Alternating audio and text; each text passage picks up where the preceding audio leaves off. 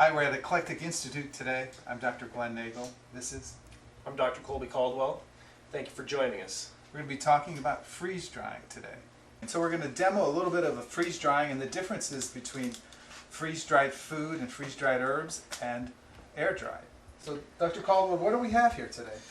Well, what we have here is a setup that's going to allow us to go through the basics of freeze drying.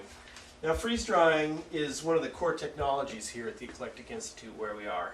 And we use freeze drying to, as a way of minimally processing our products. So the first step in freeze drying is having a high quality product, right? Something fresh. What happens then? That's right. So in the case of fresh fruits and vegetables and herbs, you take the freshest possible material you can find and you freeze it. And then freeze drying is where you subject it to very low pressures. So when you put frozen fruits and vegetables into essentially a vacuum, then the process of freeze drying will begin. And freeze drying relies on a physical, not a chemical process, the physical process called sublimation. Sublimation, I've heard of that. So sublimation What is it? is shown on this chart here.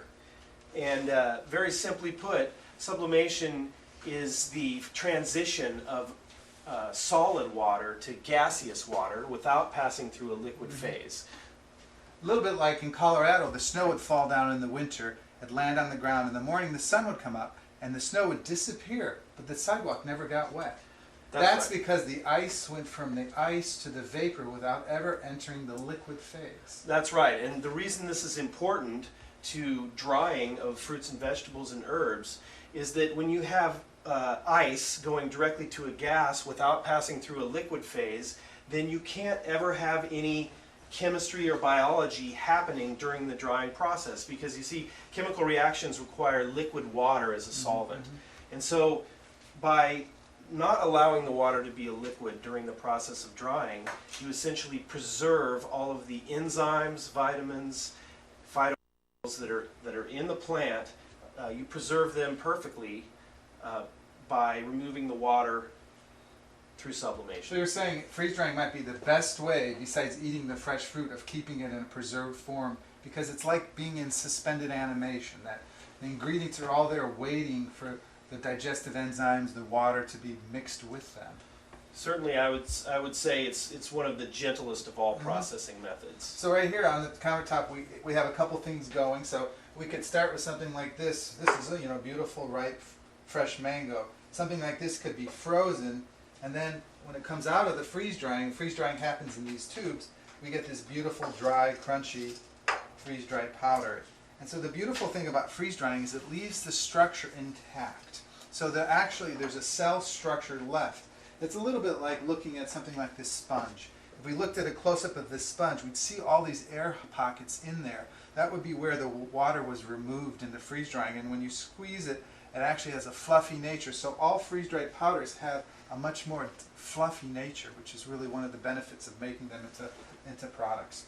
We also have a little demo here about the nature of dried, air-dried using heat, and freeze-dried using frozen with the air sucked out. And so what we have here is cranberries. These are the famous dried cranberries. These are freeze-dried cranberries, and you can see the structure is beautiful, round. You can't even tell that's dry, but when I cut it in half, what do we see on the inside? Yeah, well, you can see the sponge-like texture of the inside of the fruit. And more importantly than the color and shape being preserved, also all of the, and this is known through many studies, all of the nutrients and vitamins and phytochemicals are preserved through freeze drying in a way where during air drying, which involves heat and water going through a liquid process, you find degradation of some of these more fragile chemical compounds that exist in fresh produce. So we're eating fresh fruits and vegetables for their antioxidants and their vitamins and minerals and nutrients, but they may not be preserved very well in other forms, like using air dried or CO2 extracts and things like that. But this preserves them very well. Yeah. And this is a great living demo.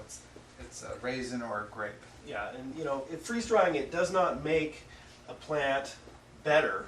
It just preserves it as close to fresh as possible. So it's a convenient way to eat fresh food in a dried form. That's right. It's exciting. Is that more than 3 minutes?